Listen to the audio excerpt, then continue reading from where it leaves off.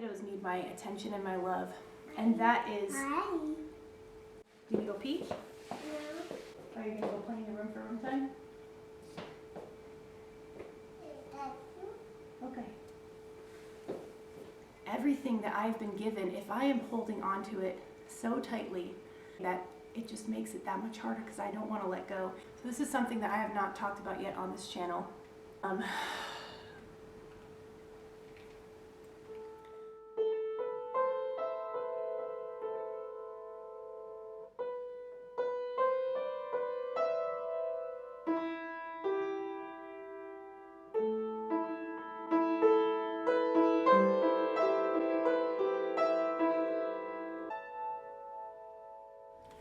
Hello friends, welcome to another video. My name is Kelsey Ann and I put together motherhood and homemaking videos on this channel. Today we are talking about some mistakes that I've made as a mother, and I am a young mom of two.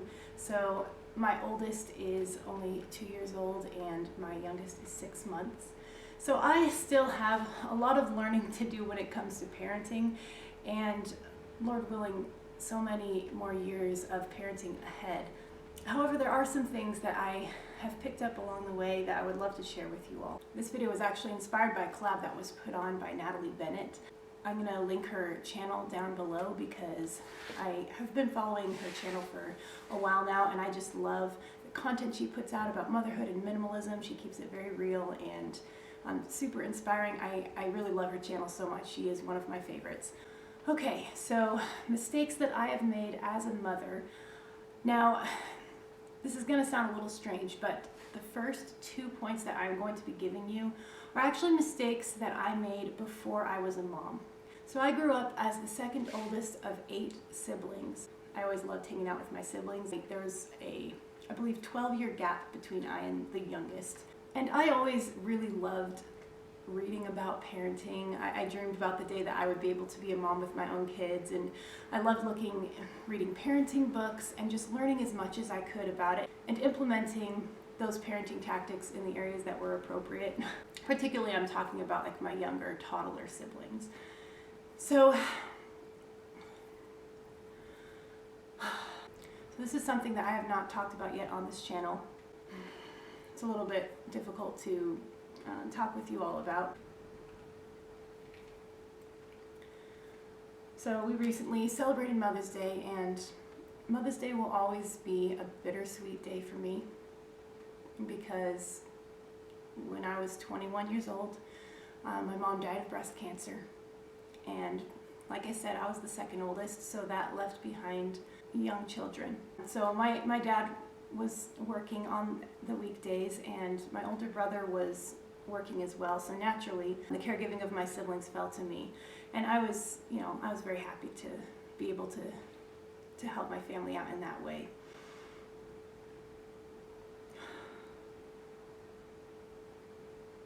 I'm sorry.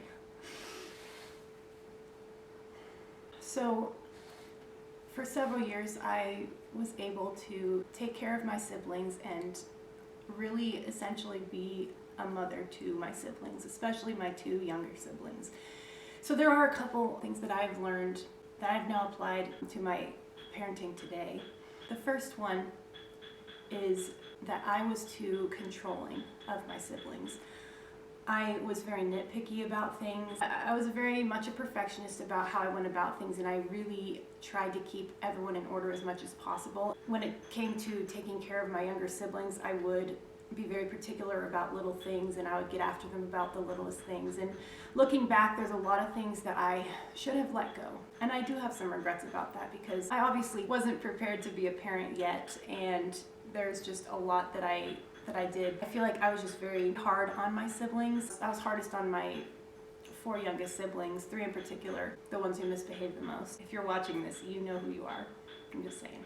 As a mom, that is something that I've really tried to do better at. There's so much correction and guiding and training that goes on in being a parent, and it's important not to go after those little tiny things that don't matter. So really having the wisdom and insight to understand what should become an issue and what you should let go, it's a very good distinction to be able to make. I'm sorry for the background clanging. I'm doing this video while my son is up, so He's being a little loud. So the second mistake that I made with my siblings was to focus too much on outward obedience and not focus on the heart. I was very focused on getting that good image. Ultimately, what's important is our kids' hearts. What is in their heart will be manifest through their actions.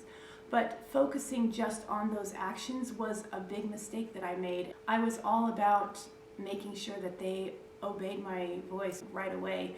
My youngest sister was very obedient. It only took me saying something once and she would snap to obedience, but that did not mean that there was actual obedience in her heart. And the important thing as a parent that I want to focus on is I want to make sure that I am focusing on what is going on inside their heart. God has given me the opportunity and the ability to somewhat shape and mold these children's hearts. And that is a huge responsibility. It's not one that I want to take lightly. I think it'd be easy for me to think I'm doing fine as a parent if I've been so focused on making them have that outward obedience, but really inside their heart is rebellion or anger that can happen so easily. Rather than just training them to go through the motions, I want to make sure that I am doing my part as a parent to mold them into young people that have hearts for God and hearts for others and are not all about the appearances. Okay, these next 8 things on my list are mistakes that I have made currently as a parent that I'm probably still working on, to be honest. You want to sit in my lap? Yeah. Okay, I suppose that would be fine. So mistake number 3 was that I so easily focused too much on my to-do list more than quality time with my children. This one I think is an obvious one for a lot of us. It's an easy mistake to make. I just get very focused on my lists and very focused on getting done what I need to get done, especially having children. I'm really trying to get stuff done as soon as I have a chance because it is really hard to manage time and to get everything done in a day that I need to, or even get half of my list done in a day that I need to.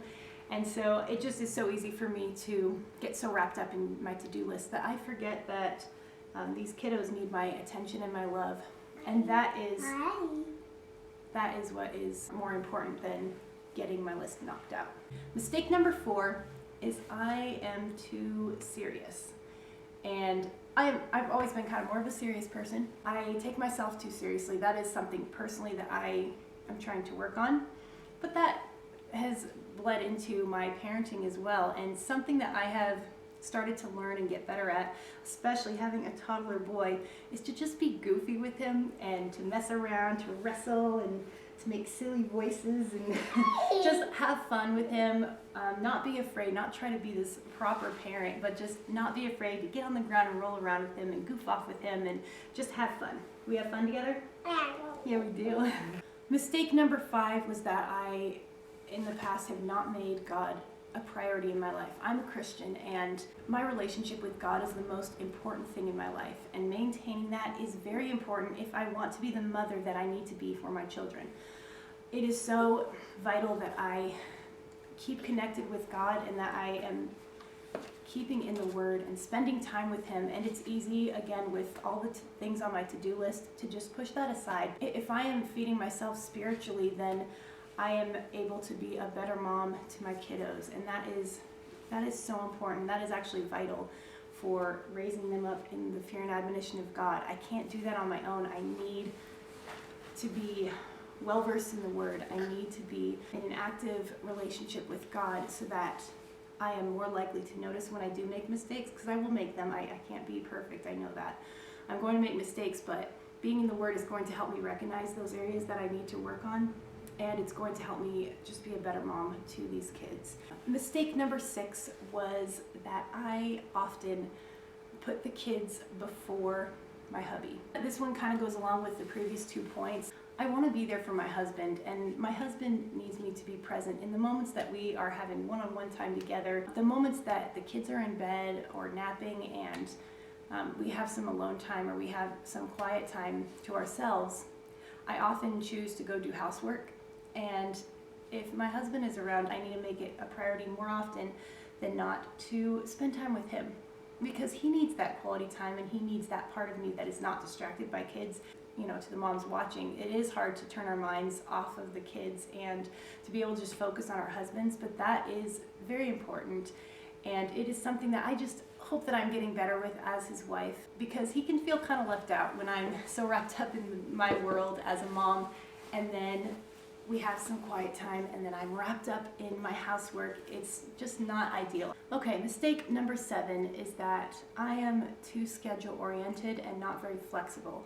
This is something I think I am getting better at bit by bit. I like to have everything in order, and kids just make that difficult. As a mom, I really have to be willing to be more flexible. When my schedule gets messed up, it's just too easy for me to allow that to throw my whole day off kilter. I just need to be able to roll with the punches and move on. So that is something that I am constantly working on personally, and that's just a mistake that I have definitely made many times in the past. I'm just too uptight about things. That's the honest truth. Is that I do not allow myself to move on after a mistake. And this is something that I've discussed several times with my husband, because it's something that he actually had to point out to me on multiple occasions. I beat myself up about things, and when I realized that I haven't been giving Malachi enough time, or I was doing something a certain way with Violet that I was unhappy with, or just parenting in general, especially at night when I'm left to my thoughts and they're in bed, I feel so much guilt, so much mom guilt, and that's not healthy. That's not helpful to me as a parent. I need to be able to recognize the areas that I have made mistakes and then be able to move on from that, not beat myself up about it, not constantly go over. Something that my husband Andy is always reminding me is that they aren't going to remember those little things. He said, in the morning, Malachi is going to wake up and he's going to be happy to see you, and he's going to want to spend time with you. That new day is another fresh start to spend the time with him that he needs. And my husband is very good at showing me how to learn from my mistakes and then just move on and not get so caught up in my own mind about these things that it drags me down. That's so easy to do as a parent, and that is not something that is going to help me be a better mom. Mistake number 9 is that I have trouble holding my children with an open hand. And what I mean by that is, as a Christian, I believe that everything in this life has been given to me from the Lord. I don't deserve the life that I have been given. I am so blessed. God has given me the ability to be a mother to Malachi and Violet. God has given me the ability to be a wife to my husband Andy, and I don't want to take those for granted, and I don't want to take them lightly. That being said, everything in this earth is going to go away someday. Someday we are all going to die and pass on into eternity. And losing my mom definitely has helped me recognize that reality all the more, that we don't know when God is going to take us. We don't know when things in this life will go away, and everything that I've been given, if I am holding on to it so tightly that when God chooses to take something away, that it just makes it that much harder because I don't want to let go. I need to hold everything that I've been given with an open hand. My mom died a lot earlier than most of us thought she would. She left behind young children and a family who we felt like still needed her, but God had different plans, and I am totally at peace with that. I trust God, and I trust everything that He did through that and still is doing through that experience. But it's just helped me recognize that death is a part of life. It is so prevalent. My husband is a first responder, and he sees death on a daily basis. It's not something that I want to be shocked by when it comes, and Lord forbid that my kids are taken away from me before I am called home.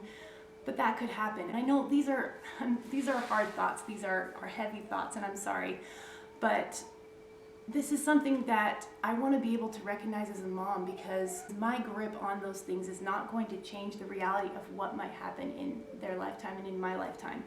And so being able to hold them with an open hand, knowing that they were given to me and I give them back to God, whatever plans He has for them are in His control, not mine. Whether or not I believe that doesn't change reality.